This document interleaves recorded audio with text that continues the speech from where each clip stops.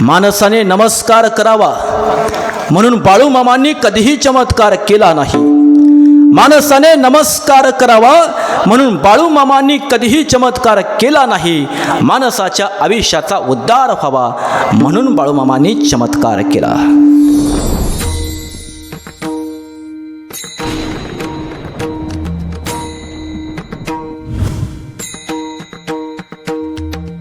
आज जगाच्या मालकाचा भंडारा उत्सव सोहळा आहे.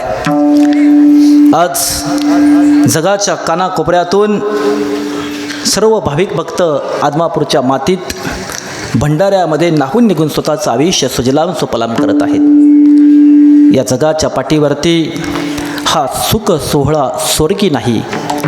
आदमापूरच्या मातीतला भंडारा उत्सवाचा सोहळा या जगाच्या पाठीवरचा दुसरा स्वर्ग आहे मायबाप. आणि हा सुख सोहळा या जगाच्या पाठीवरती कुठेही आपल्याला पाहता येणार नाही. हा सुख सोहळा याची तशी याची डोळा पाहण्याकरता लाखो कोट्यावधी भाविक भक्त आदमापूरच्या मातीमध्ये आज अलट गर्दी करून जमलेले आहेत. जगाच्या मालकाची सेवा कोणी आपापल्या परीनं करत आहे. आणि असाच जगाच्या मालकाचा सोहळा या खडकी गावाच्या मातीत करण्याकरता या ठिकाणी तमाम मायबापावर उपस्थित आहात. बाळूमामांच्या भंडारा उत्सवानिमित्त कीर्तनरूपी सेवा करत असताना, मामांच्या चरित्रावरती बोलत असताना, बाळूमामा जगी अवतार झाला, बाळूमामा जगी अवतार झाला, जन्मोजन्मीची पुण्याई आली फळाला, बाळूमामा जगी अवतार झाला, बाळूमामा जगी अवतार झाला. बालपणी त्यांनी चमत्कार केला, बाळूमामा जगी अवतार झाला, जन्मोजन्मीची पुण्याई आली फळाला, बाळूमामा जगी अवतार झाला. मायबाप, संतांचा जन्म, देवांचा जन्म या मातीमध्ये इथल्या जनाचा जडाचा जीवाचा उद्धार करण्याकरता होत असतो. आणि 18व्या शतकामध्ये या मातीला, 12व्या शतकामध्ये संत लाभले ज्ञानोबराय. या मातीला 16व्या शतकामध्ये संत लाभले तुकोबराय. या मातीला 12व्या शतकापासून 18व्या शतकापर्यंत अनेक संत लाभले. नामदेवराय लाभले, तुकोबराय लाभले, तुकोबराय लाभले, ज्ञानोबराय लाभले. पण 18व्या शतकापासून 21व्या शतकापर्यंतच्या या मातीला पावन कोण करणार, या मातीला तारणार कोण, असा प्रश्न इथल्या व्यवस्थेसोबत निर्माण झाला. आणि 18व्या शतकामध्ये आरभावे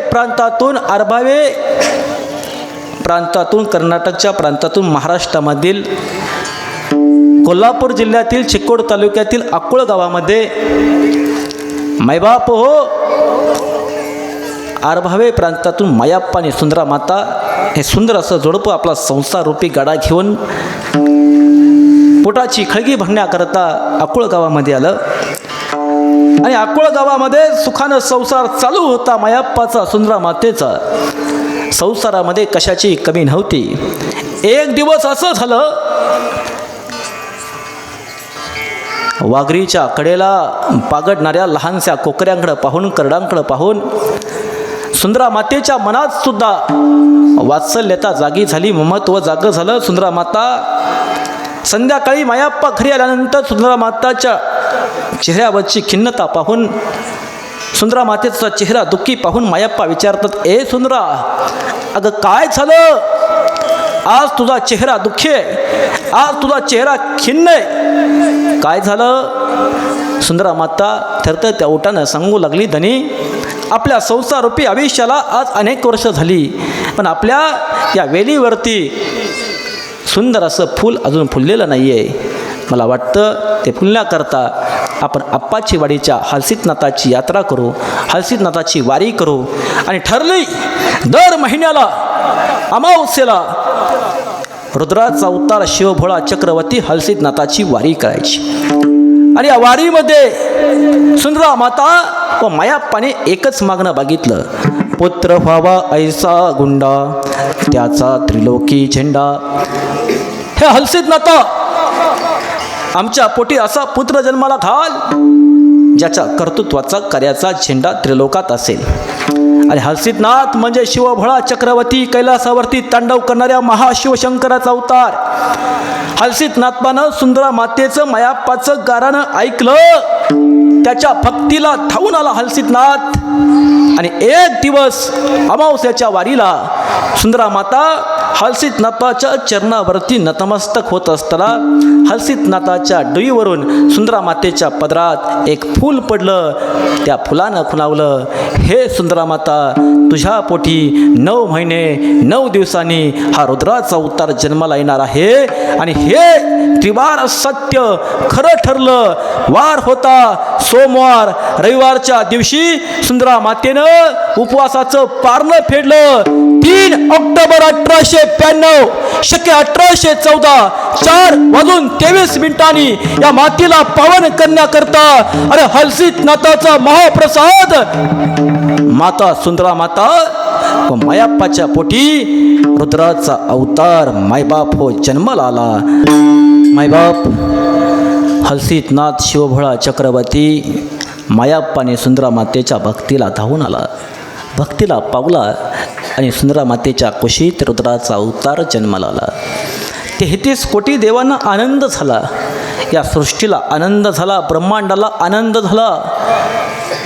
पशु पक्षी कीटक आनंदाने उड्या मारू लागले. ढगांचा गडगडाट झाला, विजांचा कडकडाट झाला. वरुण राजाला सुद्धा आनंद झाला, कारण रुद्राचा अवतार ब्रह्मांड नायक विश्वनायक या पृथ्वीला तारणारा, या पृथ्वी तलावरती भक्ताच्या हृदयावरती सत्ता गाजवणारा शेवटचा संत या पृथ्वी तलावरती जन्माला आला. जगाच्या मालकाचं जन्माचं औचित्य पाहिलं तर मायबाप कोणत्या मातीत, कोणत्या जातीत, कोणत्या धर्मात, कोणत्या पंथात, कोणत्या कुळात जन्माला यावं हे तुमच्या आमच्या हातात कधीच नसतं.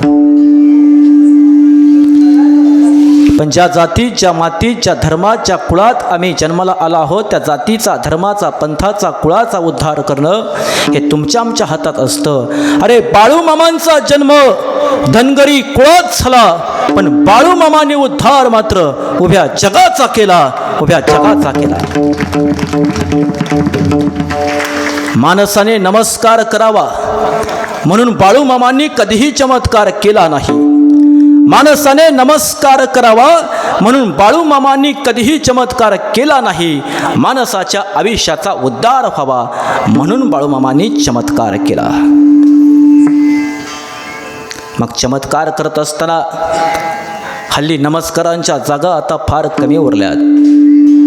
जिथं भक्ती भावाने नतमस्तक व्हावं अशा जागा आता फार कमी उरल्यात. पण ज्यांचं चरण पाहिल्यानंतर तुमचं आमचं मस्तक आपोआप नतमस्तक होतं, ते चरण म्हणजे ब्रह्मांड नायक विश्वनायक सद्गुरू संत बाळूमामा देवालय आदमापूर होय. या आदमापूरच्या मातीत गेल्यानंतर जगाचा मालक समाधिस्थ झालेला पाहिल्यानंतर तुमचं आमचं नतमस्तक आपोआपच त्याच्या चरणावरती होत असतं. जगाच्या मालकाच्या चरणावरती नतमस्तक झाल्यानंतर निश्चितपणे जन्मोजन्मीच्या व्यथा दूर झाल्याशिवाय राहत नाहीत, जन्मोजन्मीच्या समस्या दूर झाल्याशिवाय राहत नाहीत. कारण मायबाप हो, संतांचं जप केल्यानंतर, संतांची संगत केल्यानंतर काय होत असेल, संतांनीच आम्हाला काकड्यामध्ये सांगितलं आहे. पवार महाराज संतांनी सांगितलं आहे, संतांच्या जपानं पापे दूर होतात.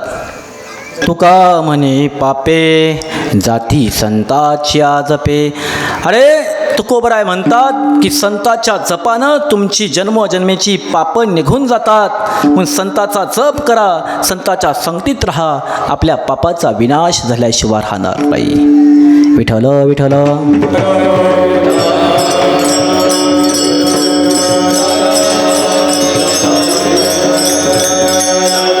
ज्ञानोबरायांनी सुद्धा सांगितलं की संताच्या संगतीत राहिल्यानंतर अरे आपोआप आपली प्रगती होत असते, आपोआप आपला विकास होत असतो.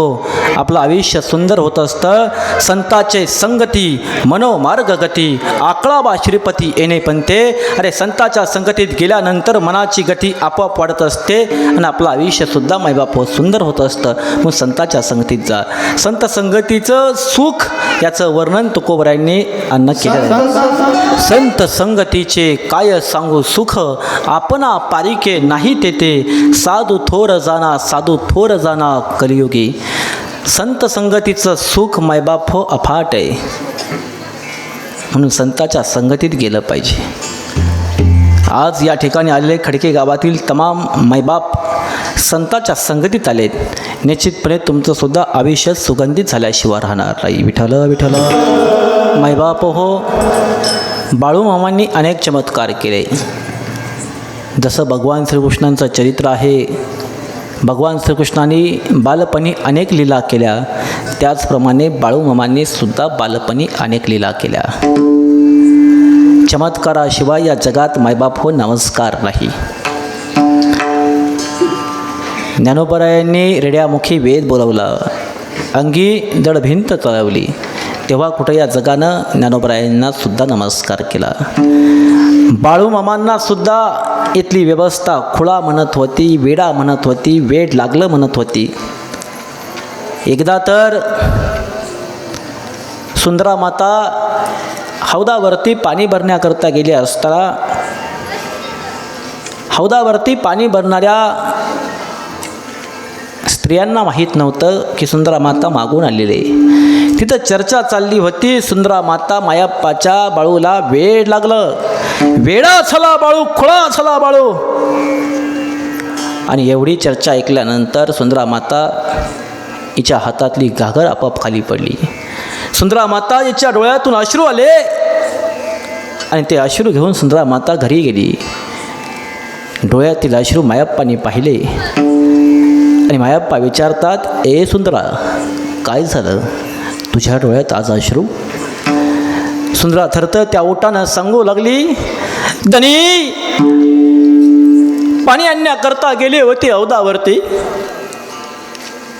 आजूबाजूच्या बायकांची स्त्रियांची चर्चा ऐकली. आपल्या लेकराला आपल्या बाळूला वेड लागलं म्हणतात, खुळा म्हणतात. त्यांनी खरं सांगा, माझ्या बाळूला वेड लागलं, माझा बाळू खुळाय. हे ऐकताच मायाप्पाच्या डोळ्यात सुद्धा अश्रू दाटले. आणि मग दोन मायबापांच्या पोराला जेव्हा इथली समाज व्यवस्था खुळा म्हणती, वेडा म्हणती, तेव्हा माय आणि बापांनी निर्णय घेतला, विचार केला की आता आपल्या पोराला या गावामध्ये ठेवायचं नाही. कुठं धडायचं, पाहुण्याकडं धडायचं, कुठं धडायचं हा प्रश्न पडल्यानंतर चंदू सावकाराच्या घरी चाकरीला ठेवण्याचा निर्णय भला मोठा मायाप्पाने सुंदरा मातेने घेतला. जगाच्या मालकाला, साक्षात ब्रह्मांडाच्या मालकाला, साक्षात शिवभोळा चक्रवर्तीला, महाशिवशंकराच्या अवताराला, अरे जगाचा मालक होण्याकरता आधी एका सावकाराचा चाकर व्हावं लागलं. टाकीचे खाव सोसल्याशिवाय दगडाला पण देव पण येत नाही असं म्हणतात मायबाप. बाळूमामांना सुद्धा या जगाचा मालक होण्याकरता पहिल्यांदा कोणाची तरी चाकरी करावी लागली. तेव्हा बाळूमामा जगाचा मालक झाला. दगडाला सुद्धा मंदिरात बसण्याकरता टाकीचे घाव सोसावे लागतात. बाळूमामांना सुद्धा इथल्या समाजाच्या शिव्या, श्राप, निंदा, नालस्ती सर्व काही सहन करावं लागलं. तेव्हा तुम्हा आम्हाला जगाचा मालक मिळाला. विठ्ठल विठ्ठल.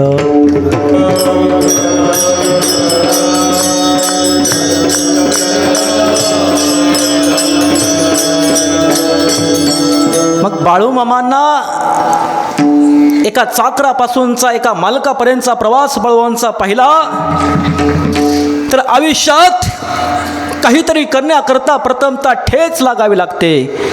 अरे चंदू सावकाराच्या घरी मामांची पावलं पडायच्या अगोदर चंदू सावकाराच्या गाई 10-10 लिटर दूध द्यायच्या. अरे मामांची पावलं पडल्यानंतर त्या गाई 20-20 लिटर दूध द्यायला लागल्या. अरे चंदू सावकाराच्या 1 एकरामध्ये 5 पोती पिकत होती. मामांची पावलं पडताच त्या 5 पोत्यांची 10 पोती पिकू लागली. मामांची पावलं ज्या ज्या मातीत पडतात त्या त्या मातीला द्विगुणित केल्याशिवाय, आनंदित केल्याशिवाय राहत नाहीत माय बाप. गेले 3 वर्ष झालं या मातीत, खडकी गावच्या मातीत ब्रह्मांडाच्या मालकाची, बाळूमामाची पावलं पडल्यात. आणि या 3च वर्षात या खडकी गावामध्ये काय बदल झाला आहे हे मला वाटतं कोणत्या ज्योतिषानं सांगण्याची आवश्यकता नाही. याचे जिवंत आणि ज्वलंत साक्षीदार तुम्ही आहात. 3 वर्षापूर्वी या खडकी गावामध्ये आल्यानंतर मामांच्या या मंदिरासमोर मंडप नव्हता, पण आज भला मोठा मंडप उभा राहिला. ही मामांचीच कृपा आहे मायबाप, ही मामांच्या भक्तीची ताकद आहे. आणि इथल्या खडकी गावच्या भाविकांनी केलेल्या प्रयत्नांची सुद्धा पराकष्ट आहे. विठ्ठल विठ्ठल.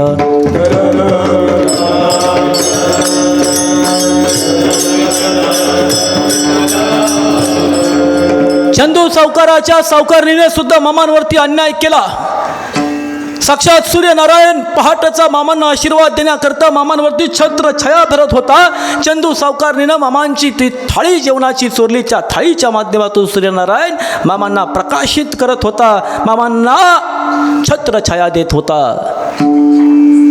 आणि मायबाप मामा सकाळी उठल्यानंतर पाहतात तर थाळी नाही आहे. आणि त्याच दिवशी मामांनी चंदू सावकाराचं घर सोडलं. मामा ज्या घरात येतात ते घर सुजलाम सुपलाम होतं, पण चंदू सावकार जो सावकार होता घर मामांनी सोडल्यानंतर तो दरिद्री झाला, भिकारी झाला. कारण मामा म्हणतात नीतीने वागावे कमी नाही होतं, उन्मत्ताला मामा शासन करीत. बाळूमामा सांगतात अरे नीतीनं वागा, तुम्हाला काहीच कमी होणार नाही. पण जर नीतीनं वागला नाही तर बाळूमामा तुम्हा आम्हाला शासन केल्याशिवाय राहणार नाही. स्वामी विवेकानंद सुद्धा म्हणतात नियत तेरी साफ हो तो भगवान भी तेरी दासी है. माणसाची नियत साफ असेल तर साक्षात जगाचा मालक सुद्धा तुमचं आमचं दास्यत्व करतो. मीराबाईसाठी जगाच्या मालकाने विषाचा पेला घेतला, जनाबाईसाठी दळण काढलं, सुदाम्याचे पोहे चाकण्याचं काम एका पोह्यामध्ये ब्रह्मांडाच्या मालकाची भूक भागितली, शबरीची बोरं खाल्ली, एका खारुटीचा सुद्धा उद्धार या जगाच्या मालकानं केलेला आहे. जडाला म्हणजे दगडांना सुद्धा समुद्रावरती तारण्याचं सामर्थ्य श्रीराम या नावामध्ये होतं. सांगण्याचा उद्देश इतकाच आहे, जगाच्या मालकाला तुमचं प्रेम हवं आहे, तुमची भक्ती हवी, तुमची सेवा हवी. बाळूमामा भक्तीचा भुकेला देव आहे, बाळूमामा सेवेचा भुकेला देव आहे. बाळूमामा म्हणतात अरे जो कोणी माझी सेवा करणार त्याला हा बाळूमामा मेवा देणार. सेवेला मेवा आहे. मामा म्हणतात अरे 2 दिवस करा, 3 दिवस करा, 4 दिवस करा, जो कोणी 1.25 महिने माझ्या मेंढी माऊलीची सेवा करेन त्याच्या घरातलं 18 विश्वाचं दारिद्र्य असो, समस्या असो, ती भाकरीप्रमाणे ताटात कुस्करल्याशिवाय जगात नाव सांगणार नाही. बाळू धनगर आहे.